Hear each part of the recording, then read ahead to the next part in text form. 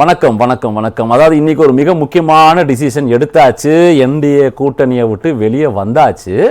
இதுக்கு பொதுவா சொல்லப்படக்கூடிய காரணம், அப்பா மோடி கிட்ட அப்பாயின்மெண்ட் கேட்டு கேட்டு அழுத்து போச்சு, கொடுக்கவே இல்லை, நேரடி சந்திப்பு கொடுக்கவே இல்லைன்றாங்க. சார், இன்னும் சில நாட்களை தொடர்ந்து மோடி வரதான் போறாரு, ஒருவேளை கேட்டிருந்தா கிடைச்சிருக்குமான்ற விஷயமும் இருக்கு. அதை தாண்டி இன்னமும் கட்சி இல்லப்பா, இது ஒரு அமைப்பாவே தான்ப்பா இருக்கு, அவ்வளவுதான். ஒவ்வொரு தேர்தலுக்கு ஒரு கூட்டணி, இந்த தேர்தலுக்கு வேறு அப்படின்ற பேச்சும் பேசப்படுகிறது. என்னதான் ஃபியூச்சர்? இப்போ ஓபிஎஸ்க்கு வெளியே வந்துட்டாரு.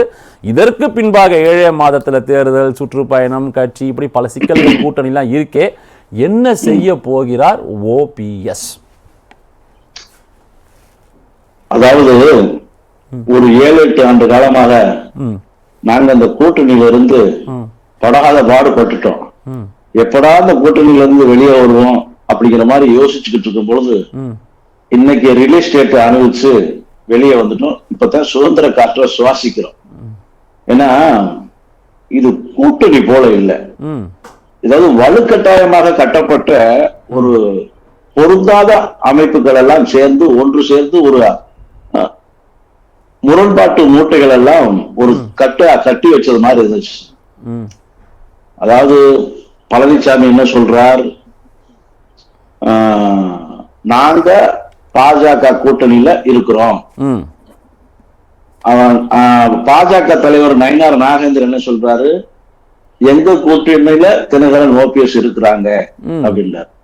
அப்ப செய்தியாளர் கேட்கிறாங்க, என்டிஏ கூட்டணிகள் தானே ஓபிஎஸும் தினகரன் இருக்கிறாங்கன்னு சொன்னா அதை நீங்க அவங்ககிட்ட தான் போய் கேட்கணும் அப்படின்றார். அப்ப இது கூட்டணியே கிடையாது. இது ஒரு கூட்டணிங்கிறது எப்படி அமைக்கணும், வெற்றிக்கான வியூகத்தை வகுக்கணும். மக்கள் எதை விரும்புகிறார்களோ அதை செய்யணும். மக்கள் எதிர்ப்பாகவே பேசுவது, மக்கள் எதிர்ப்பாகவே செயல்படுவது யாரு? 2 பேருமே, பழனிசாமி வகைராம் சரி, பாஜக வகைராம். 7 வருஷம் ஆச்சுன்றீங்க எதிர்த்து, மக்கள் எதிர்ப்பு பேச்சுன்னு 2020. அதனாலதான் சொன்னேன் 7 வருஷமா படாத பாடப்பட்டுட்டோம்னு சொன்னேன்.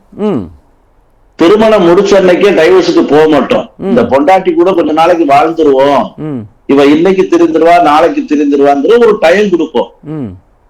அது இந்த வாழ்க்கையே வாழ முடியாதுங்கிற கண்டிஷனுக்கு வந்த பிறகுதான் டைவர்ஸுக்கு போகும். ஒரு 7 ஆண்டு வாழ்க்கைக்கு அப்புறம் இப்ப டைவர்ஸ் ஆயிடும். இதை இப்படி புரிஞ்சுக்கலாமா? நீங்க டைவர்ஸ், பொண்டாட்டி, கணவன் பேசுறீங்க, ஆனா இந்த பழம் புளிக்கும் அப்படின்ற நிலைக்கு வந்துட்டோமா? தொடர்ந்து கதவை தட்டுறோம்.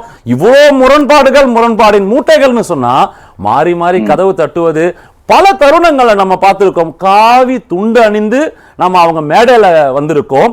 அதையும் தாண்டி ஓபிஆர் அவர்கள் இந்தியா இந்து நாடாக அறிவிப்பதில் என்ன தவறுன்ற கேள்வி எல்லாமும் வச்சிருக்காரு பாராளுமன்றத்தில். போது இந்த பழம் இன்னைக்கு புளிச்சிருச்சோ அப்படின்ற எண்ணம் வருதா? இல்ல, புளிக்க கூடாதுங்கிறது, இனிச்சுக்கிட்டே இருக்கணுங்கிறத ஒரு கூட்டணியினுடைய நோக்கமாக இருக்கும். புளிச்சா வெளியே வந்துருவோம். ஏன் புளிக்குது அப்படின்னா, அதிமுகங்கிற ஒரு மாபெரும் கட்சி. இந்த கட்சி இன்றைக்கு எந்த நிலைமைக்கு கொண்டு போய் வச்சிருக்கிறாங்க, தனியா சிந்திக்க முடியாது, தனியா செயல்பட முடியாது, கூட்டணி பேச்சுவார்த்தை நடத்த முடியாது, யார் யார் கூட்டணி இருக்காங்கன்னு சொல்ல முடியாது. அதிமுக தலைமைங்கிறத அமித்ஷா தான் சொல்ல வேண்டியிருக்கிறது, அதிமுக தலைமை சொல்ல முடியாத ஒரு சூழ்நிலை இருக்கிறது. சரி, இப்படி ஒரு கூட்டணியை வச்சுக்கிட்டு தேர்தலை எப்படி சந்திப்பீங்க? இப்ப முதலமைச்சர் வேட்பாளரை யார சொல்லணும்னு யாருக்குமே தெரியல. எடப்பாடி அவரு நான் தான் முதலமைச்சர் அவர் சொல்றாரு. இல்ல, முதலமைச்சர் யாரு என்பதை நாங்க முடிவு பண்ணுவோம்னு பாஜக சொல்லுது. சரி, கூட்டணியிலேயாவது நீங்க யாராவது இருக்கீங்கன்னு சொல்லுவீங்கன்னு பார்த்தா அதை யாரும் சொல்றதுக்கான வாய்ப்பு இல்லை. கண்ணன் சார், இது ஒரு சின்ன குறுக்கீடு, ஒரு சின்ன தொடரணுமா? ரைட், நான் புரிஞ்சுக்கிறேன், சின்ன குறுக்கீடு. ஆனா இதெல்லாம் பேசுறது ஒரு கட்சி, பாஜக ஒரு கட்சி, அதிமுக ஒரு கட்சி. ஆனா ஓபிஎஸ் அவர்கள் காலத்தை தவற விட்டு விட்டார். இன்னமும் அமைப்பாகவே இருக்கிறார், கட்சி கூட இல்லப்பா. அவர் சொல்றத நம்ம சீரியஸா எடுத்துக்கணுமா அப்படின்ற வாதமும் வைக்கப்படுகிறது. கட்சியை தினகரன் அவர்கள் கட்சியா மாத்திட்டாரு. தேர்தலை சீரியஸா நீங்க எடுத்துக்கிட வேண்டான்னு தான் ஈஸியா புறக்கணிச்சாங்க. யாரு? நம்ம எடப்பாடி வகைரா. அவருக்கு இருக்கிற மக்கள் செல்வாக்கு, அவருக்கு இருக்கிற தொண்டர் பலம், இதை ரொம்ப லேசா இடம் போட்டாங்க. அதனாலதான் அதிமுக இதுவரை காணாத தோல்வியை கண்டது. 7 தொகுதியில டெபாசிட் போச்சு. 14 தொகுதியில 3ஆம் இடம் போச்சு, 4 தொகுதியில 4ஆம் இடம் போச்சு, நாம் தமிழருக்கும் கீழாகவே போச்சு. இது யாரால், எந்த செயல்பாட்டால்? அப்ப ஒரு கட்சியை தொடர்ந்து தோல்வி அடைகிற கட்சியா மாற்றுவதும், தோல்வியின் நாயகனாக தன்னை முன்னிலைப்படுத்துவதும், மக்களால் புறக்கணிக்கப்படுகிறோம், தோல்வியை மட்டும்தான் பரிசாக அவர்கள் தருகிறார்கள் என்பதை உணராத ஒரு தலைமை, தோல்வியின் பிராண்டு, ஃபெயிலியர் மாடல்.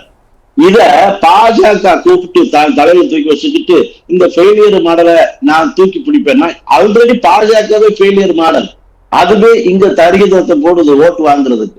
இப்ப ஃபெயிலியரும் சேர்ந்து நான் மைனஸ் சேர்ந்து பிளஸ்ஸா மாறிடுவேன்னு சொல்லி அவங்க பாலும் கிணத்துல விழுந்தாலே நம்ம செத்துருவோம். அப்படி ஒரு பாறை, தோல்வியின் பாறை அது. அதுல என்ன செய்யறாங்கன்னா, மருந்தை குடிச்சிட்டு வாங்க சாவன்ற, மருந்தை குடிச்சிட்டு வெளியே செத்துடலாமே. இப்படி தற்கொலை முயற்சியை பாஜக எடுத்தா அவங்க கூட சேர்ந்து நாம ஏன் சாகணும்? இந்த கூட்டணி உங்களுக்கு தெரியும், பாஜக அதிமுக கூட்டணி நேற்றோ முந்தா நேற்றோ அறிவிக்கப்படவில்லை, பல வாரங்களுக்கு முன்னதாக அறிவிக்கப்பட்டது. அதுக்கப்புறம் அமித்ஷா வராரு, அதுக்கப்புறம் மோடியே வந்துட்டு போறாரு.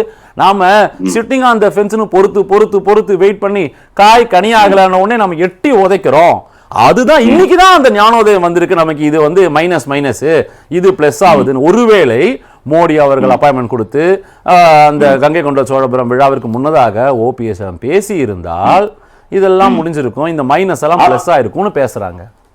மைனஸ பிளஸ் ஆக்குனத்தானே சார் வெற்றி கூட்டணி. நீங்க மைனஸாவே ஆக்குனீங்கன்னா எப்படி வெற்றி கூட்டணி அது மலரும்? எங்கெங்கெல்லாம் அதிருப்தி இருக்கிறதோ, எங்கெங்கெல்லாம் வாக்கு சதவீதம் நம்மளுக்காக காத்து கிடக்கிறதோ, அதிருப்தியை போக்கி ஆதரவை பெருக்க வேண்டாமா? ஆதரவை கூட்ட வேண்டாமா? உங்களுக்கு வாக்கு எங்கெல்லாம் ஒரு வாக்கு இருந்தாலும் 1% வாக்கு இருந்தாலும் அதுதானே வெற்றியை தீர்மானிக்குது. அப்படி ஒரு சிந்தனையே உங்களுக்கு வேண்டாமா? நீங்க என்ன டெல்லி பாதுஷாங்கிற மாதிரியே வந்து இன்னும் மன்னராட்சி மாதிரியே வந்து பேசுனதுதான் சட்டம், எழுதுனதுதான் தீர்ப்புன்னு கனவு கண்டீங்கன்னா ரைட். ஆனா ஒரே ஒரு கேள்வி, ஓபிஎஸ் குறித்து எடப்பாடியம் கேட்கட்ட போகுது, அது மிஸ் த பஸ்ங்க, காலம் கடந்து விட்டதுன்னு ஒரே வரியில கடந்துட்டு போயிடுறாரு. அதத்தான் இந்த காலம் கடந்து விட்டத மக்கள் வெற்றிக்கான காலம் கடந்து விட்டதாக கருதுகிறார்கள். நீங்க ஏன் தோல்வியின் இடத்துல இருக்கணும், தொங்கிக்கிட்டு இருக்கணும்? நீங்க வெளியே வாங்க, உங்களுக்கு ஆதரவை நாங்க தர்றோம்னு சொல்லி ஆல்ரெடி ராமநாதபுரத்துல சுயேட்சையா நின்னவருக்கு 3,42,000 வாக்குகளை, கிட்டத்தட்ட 36% வாக்குகளை கூட்டணி. நம்ம அதை மறந்துட முடியுமா? வெறும் ஓபிஎஸ் அவர்களுக்கு வந்த வாக்குகள் மட்டும் சொல்ல முடியுமா? என்டிஏ கூட்டணி சார்பாக அங்க யாரையும் நாங்க வேட்பாளர்களே. ஐயா ராசா பரத் அவர்களை, என்டிஏங்கிறதுக்கு பாஜகங்கிறது 2-3% வாக்கு வங்கி இருந்துச்சு. அதுல பாமகவுக்கு ஒரு 3-4% வாக்கு வங்கி இருந்துச்சு. மொத்தத்துக்கு 6-7% வாக்கு தான் இதுவரை என்டிஏ பெற்ற வாக்கு. ஆனால் ஓபிஎஸ் அவர்களும் டிடிவி அவர்களும் சேர்ந்ததுக்கு அப்புறம் தான் அது 18 பிளஸ்ஸா மாறுச்சு. எப்படி வந்துச்சு? இந்த கால்குலேஷன் நீங்க பண்ண மாட்டீங்களா? எடப்பாடியினுடைய எதிர்ப்பு எப்படி இருந்துச்சு, ஓபிஎஸ் ஆதரவு எப்படி இருந்துச்சு, தினகரனுக்கு ஆதரவு எப்படி இருந்துச்சு, தினகரன் வாங்கின வாக்குகளையும் ஓபிஎஸ் வாங்கின வாக்குகளையும், அதுவும் சுயேட்சையில வாங்கின வாக்குகளை ஏன் சின்ன வைத்திருந்த, கொடி வைத்திருந்த, கட்சி வைத்திருந்த பழனிசாமியால் வாங்க முடியவில்லை? ஏனென்றால் மக்கள் புறக்கணிக்கிறார்கள். ஆனா உங்களுக்கு வெற்றியை தரவில்லை. நான் ஒரு சின்ன கேள்வி கேட்டு நான் பொதிகை சாரதி கிட்ட போறேன். அதாவது இன்று மாலை நடந்த சந்திப்பு, முதல்வரை சந்தித்து சொல்கிறார், அரசியல் பேசலன்னு சொல்றாரு. வருங்காலத்தில் திமுக கூட்டணி அப்படின்ற கேள்வி எழுப்பும் போது நிரந்தர நண்பன் அல்ல, எதிரி அல்லன்னு சொன்னா, அந்த அதிமுகவில் வார்த்தெடுக்கப்பட்ட ஒவ்வொரு தொண்டரோட டிஎன்ஏவே திமுக எதிர்ப்பு. இந்த இடத்துல ஒரு குழப்பமான ஒரு பதிலா அது படலையா உங்களுக்கு? ரொம்ப தெளிவா சொல்லியிருக்காரு நினைக்கிறீங்களா சார்? அதிமுகவினுடைய பிறப்பின் நோக்கம், பெருத்து ஐடியாலஜி என்னன்னா திமுகவை எதிர்க்கணுங்கிறது. ஆனால் 72ல அப்படி சொன்ன புரட்சி தலைவர் எம்ஜிஆர் தான் 79 ஆட்சி அதிகாரத்துக்கு வந்து முதலமைச்சராக சட்டமன்றத்தில் என்ன பதிய வச்சிருக்கிறார்னா, தமிழகத்தினுடைய மொழி கொள்கையில், தமிழகத்தினுடைய வளர்ச்சியில், தமிழகத்தினுடைய தேவைகளில் திமுகவும் அதிமுகவும் இரட்டை குழல் துப்பாக்கிகளாக செயல்படும். இங்க மாநில நலன், திராவிட சித்தாந்தம் வந்தா எங்களுக்கு தேசியத்தை விட திராவிட சித்தாந்தம் முக்கியம். அதனால இப்ப பிரச்சனை என்னன்னா திமுகவுக்கு அதிமுகவுக்காங்கிறது இல்ல, இந்துங்கிற தேசியமா திராவிடம்ங்கிற ஒற்றுமையா, இதுதான் கேள்விக்குறியா நிக்க போகுது. அப்ப எங்களுக்கு இந்து தேசியம்ங்கிறது பேச்சு தான், திராவிடம் தான் மூச்சு. அதை நோக்கிய பயணத்துக்கு தான் இந்த வீச்சு. ரைட். கடுமையான குற்றச்சாட்டுகளை ஓபிஎஸ் மீது வைக்கிறாரு. இவ்வளவுலாம் செஞ்சதுக்கு அப்புறம் நாங்க எப்படிங்க அவரோடு சேர்ந்து பயணிக்க, என்டிஏ அலையன்ஸா இருக்கட்டும் இல்ல எங்களோடு சேர்ந்து வரதா இருக்கட்டும், இதுக்கு மேல அவருக்கான ஃபியூச்சர் இல்ல அப்படின்னு தெரிஞ்சதுக்கு அப்புறமாக தான் இந்த இடத்தை நோக்கி நகரம். இது அரசியல்ல சாதாரணமாப்பா, அரசியல் எல்லாரும் எடுக்கிற முடிவு தான் இது அப்படின்றாரு. ஃபியூச்சர் இல்ல, அவர் ஒரு ஆள் இல்ல, அவர் ஒரு தனிமரம்னா அப்படிங்கிறத நான் ஒத்துக்கிறேன்னே வச்சுக்கிடுவோம். கட்சி இருக்குல்ல, கொடி இருக்குல்ல, சின்னம் இருக்குல்ல, ஏன் ராசா டெபாசிட் போறீங்க? ஏன் கட்சியை காலி பண்றீங்க? யாரையாவது வெற்றி பெற வைக்க முடியுதா? உள்ளாட்சியில தோல்வி, மாநகராட்சியில தோல்வி, நகராட்சியில தோல்வி, கூட்டுறவுல தோல்வி, சட்டமன்றத்துல தோல்வி, பாராளுமன்றத்துல தோல்வி, இடைத்தேர்தல் தோல்வி. எந்த தேர்தல் எப்பொழுது வந்தாலும் அந்த தேர்தலில் அப்பொழுதே தோல்வி. ஒரு தோல்வியின்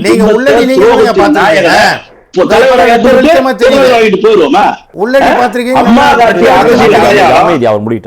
காட்டிய அரசியல் அடையாளம் ஒருங்கிணைப்பாளராக இருக்காரு.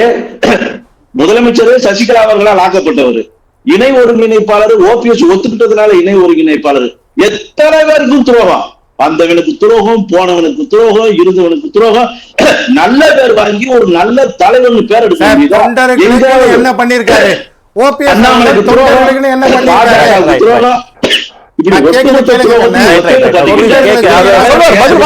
பின்னாடி வருவாங்களா?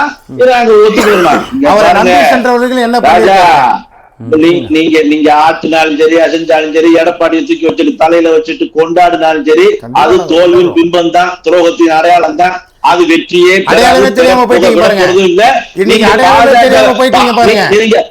நீங்க பாஜக கூட பரமசிவனவே கூட்டு வந்தாலும் சரி, அமித்ஷாவை கூட்டு வந்தாலும் சரி, அமித்ஷா கூட ஆண்டவரே வந்தாலும் சரி, தமிழ்நாட்டுல பழனிசாமி எந்த தேர்தல் ஒரு துரோக சக்தி. உங்களுக்கு தெரிஞ்சிருக்கும், சில கணக்குகள் தவற விடுறாரா? ஒரு தர்ம யுத்தம் நடத்தப்படுகிறது, அதுக்கப்புறம் ஒரு காம்ப்ரமைஸ். 2021 முதலமைச்சர் வேட்பாளராக எடப்பாடியை ஒத்துக்கொண்டு அந்த தேர்தலை சந்திக்கிறார் ஓ பன்னீர்செல்வம். அதற்கப்புறம் திருப்பி வெளியே வராரு. 2024 பாஜக, இப்ப திருப்பி தனி ஒரு எங்கேயோ ஒரு மூத்த அரசியல்வாதி, பல கட்டங்கள்ல அரசியலை தாண்டி வந்தவர், கணிப்புகளில் எங்கேயோ தவற விடுறாரா? இல்ல கணிப்புகள் எல்லாம் தவற விடல. 2016 புரட்சி தலைவி அம்மா அவர்கள் இறந்ததுக்கு அப்புறம் சசிகலாவுக்கு முதலமைச்சர் ஆகணும்னு ஆசை வந்துச்சு. அப்ப என்ன சொன்னாருன்னா, அம்மா 6 மாசம் இருக்கு தேர்தலுக்கு, நீங்களே ஆர்கே நகர் தொகுதியில நில்லுங்க, வெற்றி பெறுங்க, நம்ம எல்லாம் சேர்ந்து வெற்றி பெற வைப்போம், வெற்றி பெறுங்க, அப்புறமா சிஎம் ஆனீங்கன்னா இப்ப இருக்கிற அதிருப்தி எல்லாம், தமிழகத்துல இருக்கிற அதிருப்தி எல்லாம் குறைஞ்சிரும், நிம்மதியா போலான்னு சொன்னோம். ஆனா கேட்கல, ஓபிஎஸ் காலி பண்ணாங்க, அவர் பதவியை எடுத்தாங்க. அதுக்கப்புறம் தான் நம்ம தர்ம யுத்தத்துக்கே போனோம். நாங்க பதவியை வச்சுக்கிட்டு சசிகலாவை பழிவாங்கல, எல்லா பதவியும் ராஜினாமா பண்ணி கொடுத்துட்டு தனி ஆளாத்த ஓபிஎஸ் போய் உட்கார்ந்தாரு. எடப்பாடி மாதிரி முதலமைச்சர் பதவி வாங்கிட்டு டேபிள் கடையில ஊர்ந்துட்டு நாயே நரியன்னு பேசல. இன்னைக்கு வரைக்கும் அப்படி யாரையும் திறந்தாலும் அவர் பேச போறதில்லை. ஏன்னா அவர் என்றைக்குமே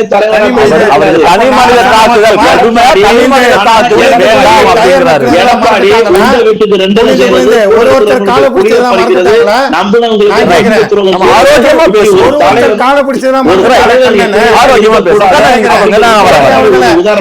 இவங்களுக்காக மோடி அவர்கள் இவங்க தம்பிக்காக ராணுவ ஹெலிகாப்டர் கொடுத்தாங்க.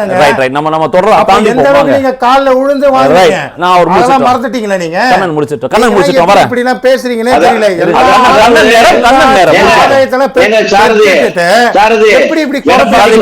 பேசுங்க, ஆனா மக்கள் யாரும் ஒத்துக்க மாட்டாங்க. எடப்பாடிக்கு நீங்க சாதகமா என்ன பேசுறீங்க?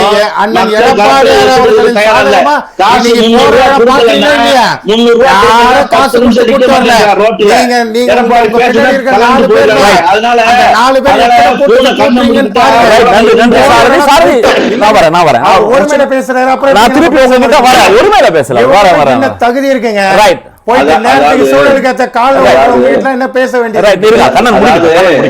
அதாவது நீங்க இப்ப சாரதி பேசுனதுல ஒரு விஷயத்த உணர்ந்திருக்கலாம். நான் ஓபிஎஸ் கூட தான் இருந்தேன், அவர் வீட்டுலதான் இருந்தேன், பொதிகை சாரதின்னு பேர் எடுத்தேன் ஆனா எனக்கு ஒண்ணுமே செய்யல. எனக்கு எங்க செய்யணும்? மக்களுக்கு சொந்த ஊர்க்காரங்க கிணறு கொடுத்தாங்க. எடப்பாடி இப்ப நல்லா செஞ்சுட்டாரா? சொந்த ஊர்க்காரங்க கிணறு கொடுத்தாரா? புரியுதா இல்லையா? நீங்க கொடுத்துட்டாரா? அவரு எடப்பாடி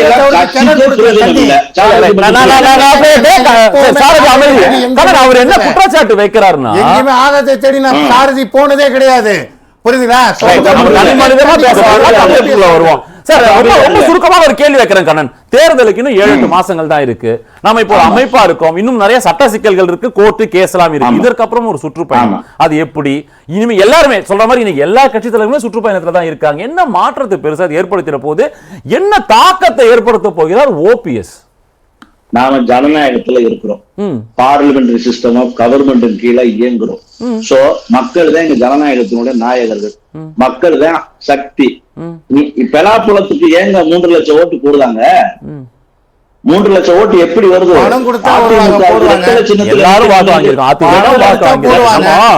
ரெட்டல சின்னத்துல நிக்கிறவர் 82,000 ஓட்டுக்கு வாங்குறாரு.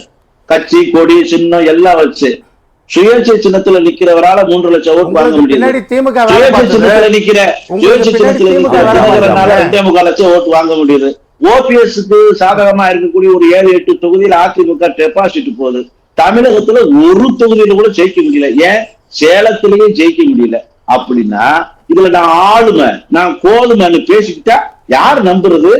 அதனால சொல்லி பார்த்தோம், புரிய வச்சு பார்த்தோம், கெஞ்சி பார்த்தோம், கதலி பாத்தீங்க. எந்த பதவி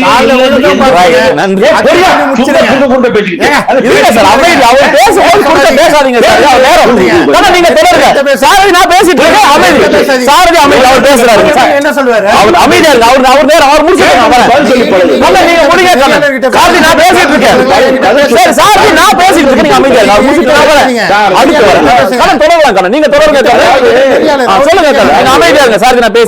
பொறுமையா இருக்க சொல்லுங்க. சொல்ல முடியாது. நம்ம பேசி முடிச்சு வாங்குறேன் சார். ஆவேசத்தை நம்ம அடுத்த சுற்று. அதாவது நம்ம எதுக்கு சொல்றோம்? ஐயா, அதிமுக பிரிஞ்சிருந்தா பிளந்திருந்தா கட்சிக்கு நல்லது இல்லை. அதிமுக பிளவுங்கிறதுனால அதிமுக சொல்றதை கேட்டுக்கிட்டு இருந்த பாஜக இன்னைக்கு பாஜக சொல்றதை கேட்கிற அளவுக்கு அதிமுகவை மாத்தி இருக்குன்னா நாம வீக்கா இருக்கோம் அப்படிங்கிற ஒரு புத்தி சொல்றோம். கட்சி பிளந்திருக்குங்கிறது எடப்பாடி நம்பாம இருக்கலாம், சாரதி நம்பாம இருக்கலாம், பொதுமக்கள் நம்புறாள்ல. ஓட்டு போட போறது பொதுமக்கள் தானே. அவங்க வார்த்தை சொன்னீங்க தொடக்கத்துல, நாங்க பட்டு திருந்தினோம்னு. அதிமுக ஒருவேளை அதை பார்த்துட்டு அப்புறம் வேற முடிவு எடுப்பாங்களோ?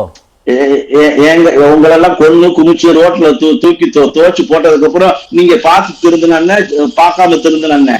எப்ப திருந்தணும்? கூட்டணிக்கு முன்னாடியே அதிமுக பலமா ஆயிட்டு பாஜகவை தன்மையப்படுத்திருக்கணும். இப்ப நீங்க போய் வழிய போய் விழுந்துட்டீங்க, அவங்க ஏறி உட்கார்ந்துட்டாங்க. இப்போ அடகு வச்சாச்சு மொத்தத்துக்கு. அதிமுக இல்ல. 2-3 மாதங்கள் இந்த கூட்டணி உறுதியாவதற்கு முன்னாடி எடப்பாடியார் சார்ந்த விஷயங்கள் பலதுல ஓபிஎஸ் சொன்னது என்னன்னா, இங்க இருக்கிற கட்சிகள் மத்தியில் ஆளுகின்ற கட்சி அரவணைச்சு போன மிகப்பெரிய தவற செய்யறாரு எடப்பாடியார் குற்றச்சாட்டுகள்லாம் வைக்கப்பட்டது. ஆனா இன்னைக்கு அவங்க இருவரும் சேர்ந்த பின்பு அது அந்த அந்த அந்த சீனில் நம்ம வரோம். வரது சேர்ந்தது இல்ல பிரச்சனை. எப்படி சேரணும்? நீங்க கூட்டணி தானே. அதிமுகங்கிற எடப்பாடி வருவதற்கு முன்னாடி பாஜக என்டிஏன்னு ஒரு அலையன்ஸ் இருக்குல்ல, அந்த அலையன்ஸ்ல இருக்கிற தலைவர்கள்ட்ட எல்லாம் கலந்து பேச மாட்டீங்களா? உங்க கருத்து என்னன்னு கேட்க மாட்டீங்களா? ஒரு கூட்டணி தலைவர்களுக்குள்ள ஒரு ஒற்றுமையை ஏற்படுத்த மாட்டீங்களா? தான் தோன்றித்தனமா ஒரு நிகழ்வை ஏற்படுத்திக்கிட்டு யாரையுமே மதிக்காம புறந்தளிக்கிட்டு கெஞ்சி கேட்டா கூட தரமாட்டேன்னு சொல்லிக்கிட்டு நீங்க என்ன எடுப்பார் கைப்புள்ள அளவுக்கு நாங்க அவ்வளவு கேவலம் போயிட்டோமா? உங்கள்ட்ட கேட்கத்தானங்க செஞ்சோம். ஒரு சுயமரியாதை இந்த இடத்துல. வெறும் அதிமுகவுல ஓபிஎஸ் வெறும் எம்எல்ஏவா இருக்கும் போது சசிகலா அவர்கள் பொதுச் செயலாளர் முதலமைச்சர் அறிவிச்சதுக்கு அப்புறம் ஓபிஎஸ்ங்கிறவர் வெறும் எம்எல்ஏ மட்டும்தான். ஆனா அந்த எம்எல்ஏ எத்தனை தடவை அப்பாயின்மெண்ட் கொடுத்தீங்க? எத்தனை தடவை டெல்லிக்கு வர வச்சு பேசுனீங்க? போற இடத்துல வர இடத்துல எல்லாம் நிறுத்தி எதுக்கு பேசுறீங்க? இன்னைக்கு உங்களுக்கு தேவைன்னா யூஸ் பண்ணுவீங்க, தேவைன்னா தூக்கி போடுவீங்களா? ரொம்ப லேட்டா யூஸ் பண்ணுவோம், எங்களுக்கு தேவையான தூக்கி போடுவோம்ல. இல்ல ரொம்ப காத்திருந்து பொறுமையின் எல்லைக்கு வரைக்கும் போனதுனால நேரம் இல்லாம போச்சா? ரொம்ப கம்மி நேரத்துல இதை உணர்ந்திருக்காரா? இல்ல பல தடவை நாங்க உணர்ந்தோம். பல அரசியல் அறிஞர்கள், விமர்சகர்கள், அண்ணன் ராஜகம்பீரன் போன்ற ஆட்கள் பல கருத்துக்களை சொன்னாங்க. நாம இதெல்லாம் ஒரு முடிவுக்கு வந்துடும். ஒரே ஒரு விஷயம் நினைச்சோம், அதிமுக எந்த அடிப்படையிலாவது ஒரு ஒற்றுமைப்படுத்தப்படும், நம்மளுக்கு கட்சி இணைஞ்சா போதும், எனக்கு பதவி கூட வேண்டாங்கிற அளவுக்கு அவர் இறங்கி வந்துட்டார். சோ நம்ம கட்சியை இணைச்சு விட்டுருவோம். அதுக்கப்புறம் கட்சியை நம்பிக்கிட்டு இருக்கிற இன்னும் லட்சக்கணக்கான பேர் தெருவில் நிக்கிறான், அதனால கட்சியை இணைச்சு விட்டுருவோம், எனக்கு பதவி வேண்டாம்னு சொல்லிட்டாருங்க. உங்களுக்கு என்னங்க பையன்? நான் இப்ப இப்படி புரிஞ்சுக்கிறேன், கூட்டணி குறித்து நேரம் இருக்கு முடிவு எடுப்போம்னு சொல்றாருன்னா என்ன கூட்டணியா அவர் ஹிண்ட் பண்றாரு? ஏன்னா தாவேக்காவுக்கு ஒரு பக்கம் விஜய்க்கு கிளீன் சிட் தராரு, அற்புதமா நடத்துறாரு கட்சியெல்லாம் சொல்றாரு. ஆனா நீங்க இன்னும் அமைப்பா இருக்கீங்க, நீங்க கட்சியா மாறினா தானே கூட்டணின்ற கேள்வியும் வைக்கப்படுகிறது. ஒரு குழப்பத்துல இல்லையா ஓபிஎஸ்? இன்னைக்கு அமைப்புங்கிறதோ கட்சிங்கிறதோ, பெரிய கட்சி வச்சிருக்கவங்க எல்லாம் ஜெயிச்சிட்டாங்களா? அமைப்பு வச்சிருக்கவங்க எல்லாம் தோத்துட்டாங்களா? தனி மனுஷனுக்கு தானே ஓட்டு விழுந்துட்டு சுயேட்சைக்கு. அதனால பொதுமக்கள் எல்லாம் தெளிவா இருக்காங்க. அதனால இன்னைக்கு பெர்செப்ஷன் தான் முக்கியம், ஒருத்தருடைய இமேஜ் பில்டப் தான் முக்கியம். நீங்க கட்சி வச்சுட்டு வந்திருக்கவங்க கூட அப்ப கட்சி வச்சிருக்க ஜெயிச்சிருக்கணும்ல, ஏன் ஜெயிக்கல? நம்ம நோக்கம் என்ன? அதிமுகவை ஒன்றிணைக்கணும், ஒரே குடியின் கீழ் அதிமுக பயணிக்கிறதுங்கிறத நம்ம நோக்கம்.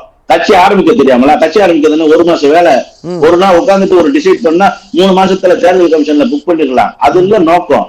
அதிமுகவை பழனிசாமி எம்ஜிஆருடைய நோக்கத்தை, புரட்சி தலைவருடைய எண்ணத்தை தொடர்ந்து ஒரு இயக்கணும். இது இன்னமும் தேர்தல் ஆணையத்துல கோர்ட்ல இந்த கேஸ் வழக்கு நிலுவையில் இருக்கு. நிலுவையில் இருக்கும்போது நம்ம ஒரு கட்சி ஆரம்பிச்சுட்டா அந்த வழக்கு நீர்த்து போயிடும். அந்த வழக்கினுடைய தன்மையை அவ்வளவு கெட்டு போயிடும், அதுக்கப்புறம் நடத்த முடியாது. அதனால தொடர்றோம். இன்னொன்னு, எங்களுக்கு இப்ப நோக்கம் ஆட்சியை பிடிப்பது, அதிகாரத்துக்கு வருவதல்ல, பழனிசாமியையும் பாஜகவையும் தோற்கடிப்பதுதான் நோக்கம். அதுக்கு எந்த ஆயுதம் தேவைப்படுதோ அந்த ஆயுதத்தை எடுப்போம், அடிப்போம்.